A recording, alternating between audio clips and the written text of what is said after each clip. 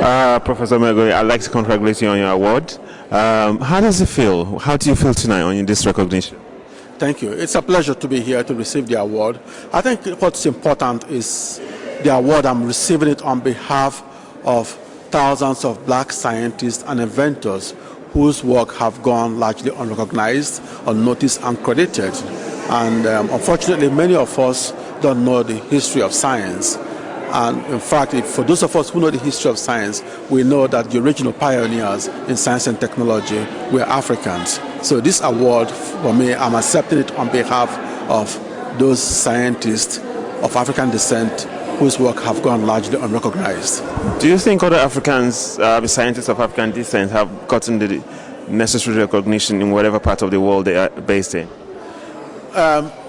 No, partly, I think there are two sides to it.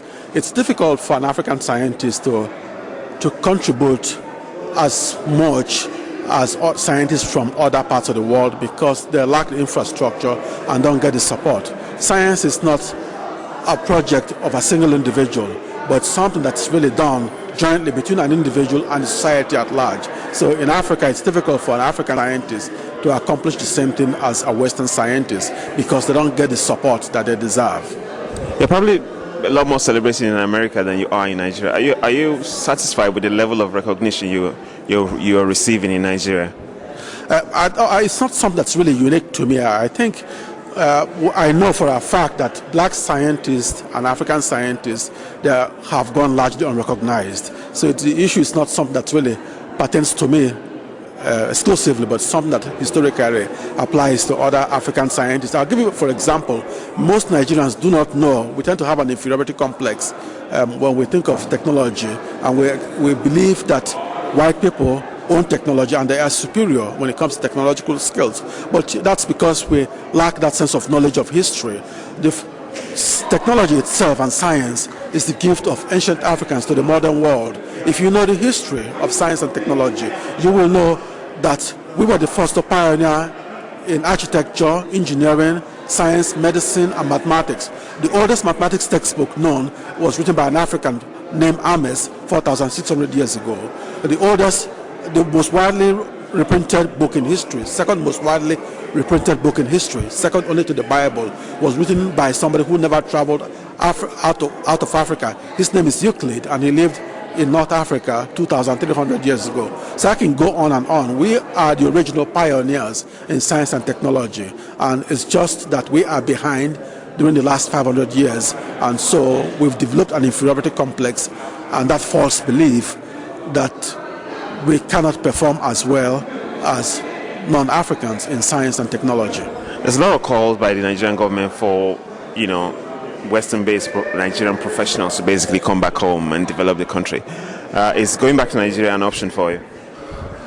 Well, first of all, let me say I'm Nigerian born, and like any other Nigerian born, I think once you are Nigerian, you're always a Nigerian. So my heart is in Nigeria 24 hours a day, even though my body is physically outside Nigeria. And the issue of brain drain, I think that's the more technical term for what you mentioned, call for professionals. There is a growing awareness that we need to stem the exodus of brain drain from Africa. But yet, unfortunately, we don't understand the ramifications of it. Because when you really look at the situation in Africa, in Nigeria, what is happening is when people live there, it creates a massive underclass, and you don't have the people to create the wealth for the society, and that's the root cause of the poverty in Africa is people, the lack of people with knowledge. When you look around the world, the source of knowledge, of wealth, is really knowledge, because knowledge and information is the engine that creates wealth and therefore drives the economic growth of any nation. So I think there's that growing awareness that we need to acquire expertise and knowledge, but we don't fully appreciate how important it is. At least we don't appreciate it to the extent it's appreciated in Western countries. What are you prepared to do personally to change that situation? Well, what I do, I think first and foremost, I'm a scientist. And as a scientist, my priority is to contribute to knowledge, to expand the frontier of knowledge. And when I do that, I'm also helping Africa. The reason is that since 15% of humanity is in Africa, from Africa as of today. So whatever I contribute to science and technology, 15% of it, in a sense, is a contribution to Africa too. Let's talk about you now. Obviously, a lot of people at home will be interested in your story, and probably will take a long time. But tell us, how did this all happen for you? Is it something you planned all the while, or is this fate? Well, I think there's a lot of struggle. It's a long story, and it's not something that I can tell in a day. But there's a lot of struggle. It's much more when you are a scientist and you're black, it's twice as difficult. And if you're African, it's even twice as difficult as if you're African American. So we have to struggle, and we have to be 10 times better to get the same accomplished. So I agree with you. It's much more difficult when you are a black and African living in the United States and trying to succeed in scientific research. If you were to get an offer from the government in Nigeria to come back home and, help develop a science and technology policy, or even help towards developing the country technologically, would you accept it? Can you repeat the question? Would you accept an offer to, say, serve in government to help develop Nigeria technologically? Yes, I will. I think I can contribute in that respect by sharing my knowledge. But science and technology policy is not my first priority. Correct me if I'm wrong, but it doesn't seem as if you see yourself moving back to Nigeria to live. Is it like you feel this infrastructure in Nigeria will not be conducive to your living there? Or why is it? Is there an option for you to go back to Nigeria? Actually, I think there is a myth. It's a scientific knowledge does not respect geographic domain. So it doesn't really matter where I live, to be honest with you, to create, which is my first thing, that my priority is to make scientific discoveries and inventions. And where I live doesn't affect that. It's really who supports and values that kind of endeavor. Okay, but where I live has nothing to do with creation of knowledge. It doesn't affect my performance in my work.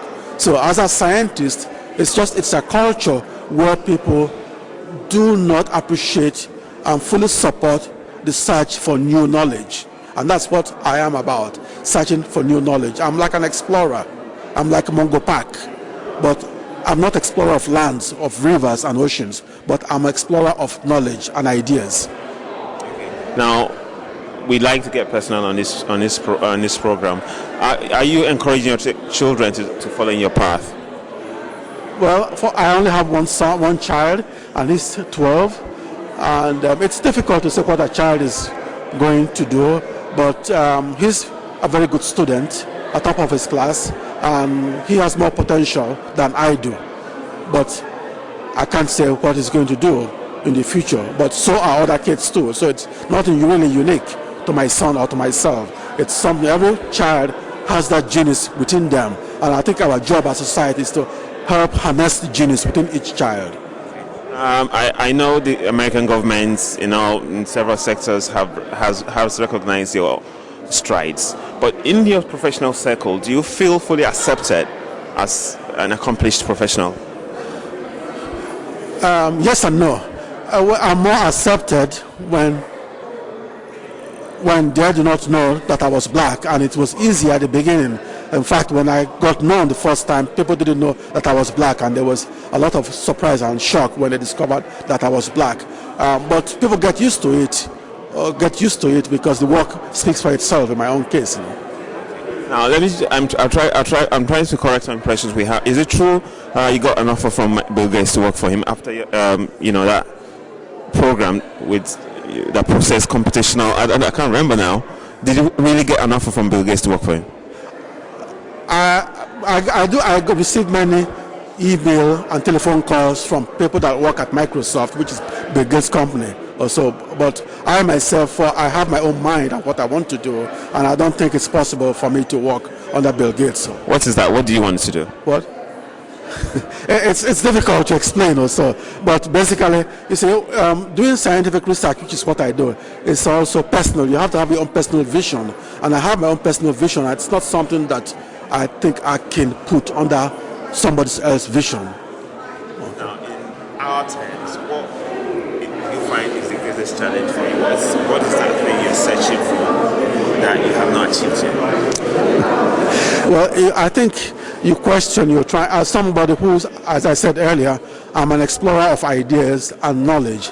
And unlike geography, when an explorer of land can find all the continents on Earth, but knowledge, we don't know if there is a limit to knowledge. So if there's no limit to knowledge, then it becomes as such that you continue on for the rest of your life. Thank you for your time, sir. Thank you very much, sir. Sorry, can you do so? I will just take a picture with you. I read your website, and I think probably maybe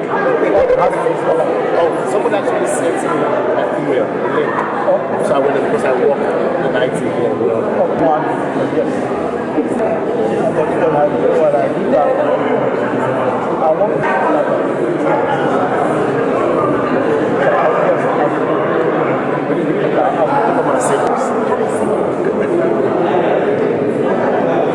I got you with your hand up, so let's take it again. Okay. Okay, thank you very much, sir. It's a pleasure.